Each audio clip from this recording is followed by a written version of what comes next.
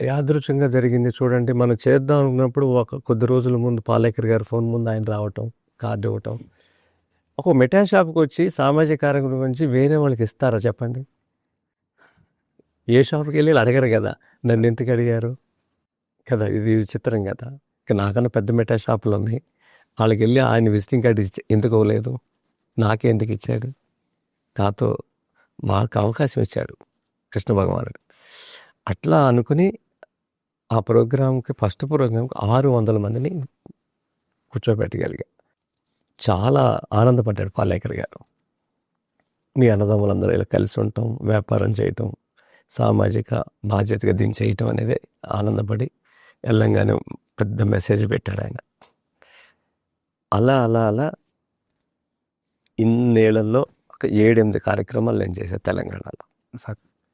ఆంధ్రప్రదేశ్లో 2 చేశాను.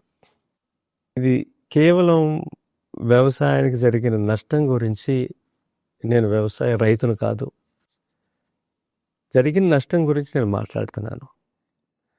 అది నేను ఆచరించితే కానీ నేను మాట్లాడలేను అనే దాని మీద చేశాను. ప్రతిసారి నాకు అవకాశం ఇచ్చారు పాలేకర్ గారు, చేశాను. ఈ క్రమంలో ఏ ఒక్కరి దగ్గర విరాళాలు తీసుకోవటం కానీ, ₹1 చందా అడగటం కానీ నేను చేయలేదు.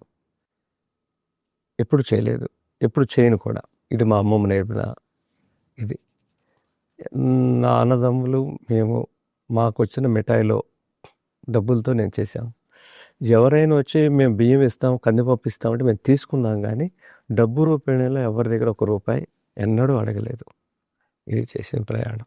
తర్వాత ఆంధ్రప్రదేశ్ సంబంధించిన అధికారులు, ప్రభుత్వం పిలిపించటం, టి. విజయ్ కుమార్ గారిని, నేనే పాలేకర్ గారిని పరిచయం చేయటం. 2017లో తొలి కార్యక్రమం అయిన తర్వాత ఆంధ్రప్రదేశ్లో కూడా అప్పటి నాయకులు, ఇప్పుడున్న నాయకులు చంద్రబాబు నాయుడు గారు దీన్ని అర్థం చేసుకొని ప్రతి నగరంలో పెట్టాం. తిరుపతిలో పెట్టారు, విశాఖపట్నంలో పెట్టారు, గుంటూరులో పెట్టారు. ఇలా అన్ని నగరాల్లో కార్యక్రమాలు చేశారు. గుంటూరు దగ్గర చాలా కార్యక్రమాలు చేశారు. దాని ఫలితాలే ఈరోజు మనం చూస్తున్నది.